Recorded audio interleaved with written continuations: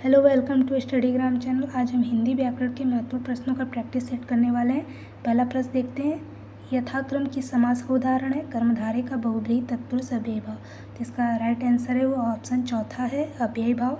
यथाक्रम अव्ययी भाव समास है। अव्ययी भाव मतलब जिसमें पहला पद अव्यय होता है, यानी पहला पद प्रधान होता है, और जिसमें पहला शब्द क्या होता है, उपसर्ग सहित होता है, उसको अव्ययी भाव समास कहते हैं।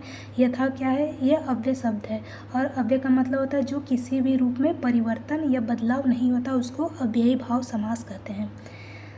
दूसरा प्रश्न देखते हैं कि नौका झील में डूब गई रेखांकित में कौन सा कारक है। अधिकरण है, कर्म है, अपदान है या फिर करण है। तो नौका झील में डूब गई, इसका राइट आंसर देखते क्या है, तो ऑप्शन पहला अधिकरण कारक है। तो अधिकरण मतलब होता है जहाँ किसी क्रिया का आधार बताया जाता है, उसको अधिकरण कारक कहते हैं। अब जैसे नौका झील में डूब गई, नौका का आधार क्या बताया जा रहा है, झील में डूब गई है, तो इसलिए यह अधिकरण कारक होगा। तीसरा प्रश्न है कि जो दूसरों में केवल दोषों को ही खोजता है, उसको क्या कहेंगे एक शब्द में, छद्मवासी, चिरंतन, गुप्तचर, छिद्रानिवेशी। तो इसका राइट आंसर ऑप्शन डी है, उसको छिद्रानिवेशी कहेंगे। अगला प्रश्न है जिससे खरीद या मोल लिया गया उसको क्या कहेंगे एक शब्द में, कसेरा, ओझा, कामुक, कृत। तो इसका राइट आंसर ऑप्शन डी है, उसको कृत कहेंगे। जिससे खरीद या मोल लिया गया उसको कृत कहेंगे। अगला प्रश्न है कि अपने लिए किए हुए उपकार को याद रखने वाले के लिए एक वाक्यांश शब्द क्या है, कृतघ्न, कृपण, कुलीन, कृतज्ञ। तो इसका ऑप्शन डी है, कृतज्ञ कहेंगे। यानी जो किए हुए उपकार को मानता है या रखता है उसको कृतज्ञ कहेंगे, और जो किए हुए उपकार को नहीं मानता या नहीं रखता उसको कृतघ्न कहेंगे। अगला प्रश्न है कि वह जिस पर हमला किया हुआ उसके लिए एक शब्द क्या है, अक्रांता, अक्रांत, अशक्य, आग्रह। तो इसका जो राइट आंसर है वो ऑप्शन बी है, यानी उसको आक्रांत कहेंगे। जिस पर हमला किया गया उसको आक्रांत, ऑप्शन बी होगा। अगला प्रश्न है कि दुख सागर में कौन सा समास है, अव्ययी भाव समास, तत्पुरुष समास, कर्मधारय समास, द्विगु समास। तो इसमें इसका ऑप्शन है ऑप्शन बी, तत्पुरुष समास है। दुख सागर में तत्पुरुष मतलब जिसमें दूसरा पद क्या होता है, प्रधान होता है, उसे तत्पुरुष समास कहेंगे। अब दुख सागर का अगर इसका हम समास विग्रह करेंगे तो दुखों का सागर हो जाएगा, यानी इसमें एक दूसरे संबंध बताया जा रहा है कि दुखों का सागर है। तो जहाँ पे एक दूसरे संबंध बताया जाता है वो कौन सा समास होगा, तो संबंध तत्पुरुष समास हो जाएगा। तो इसलिए इसका ऑप्शन क्या होगा, ऑप्शन बी होगा, सही है। अगला 8वां प्रश्न है कि प्रति क्षण में कौन सा समास है, द्विगु है, अव्ययी है, तत्पुरुष है, कर्मधारय। तो इसका भी ऑप्शन सी होगा, अव्ययी भाव समास। प्रति क्या है, यह उपसर्ग है, जिसमें पहला शब्द जो उपसर्ग लगा रहता है उसको भी अव्ययी भाव समास कहेंगे। तो इसका ऑप्शन सी सही है। अगला देखते हैं कि केतन पर्यायवाची शब्द क्या है। केतन का पर्यायवाची क्या होगा, तो केतन को क्या कहेंगे, झंडा, जीविका, झोपड़ी या झंडा या फिर घड़ा कहेंगे। तो केतन मतलब होता है झंडा, तो ऑप्शन ए वाला सही है।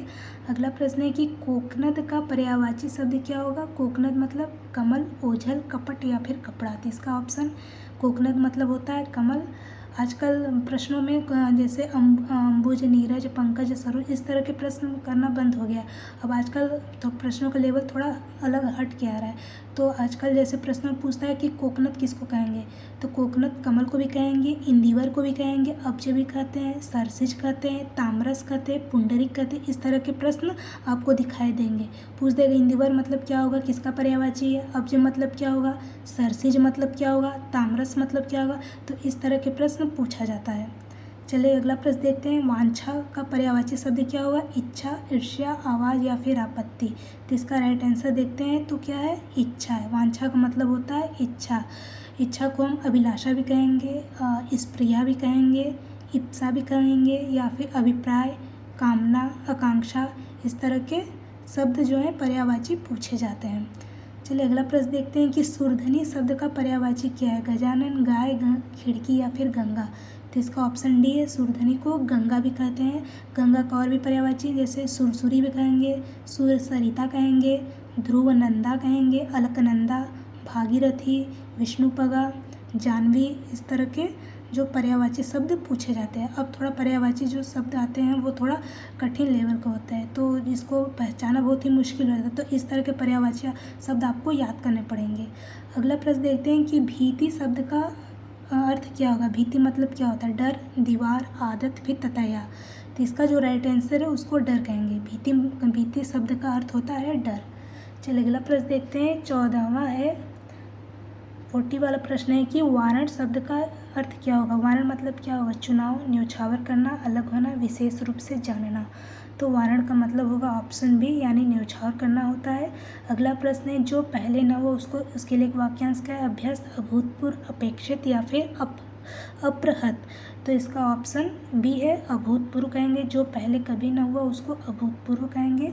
अगला प्रश्न है कि अधम का विलोम क्या होगा? अपेक्षा, अनग, आहूत या फिर उत्तम। तो इसका जो राइट आंसर है वो है ऑप्शन डी, उत्तम है। अधम का विलोम उत्तम होगा।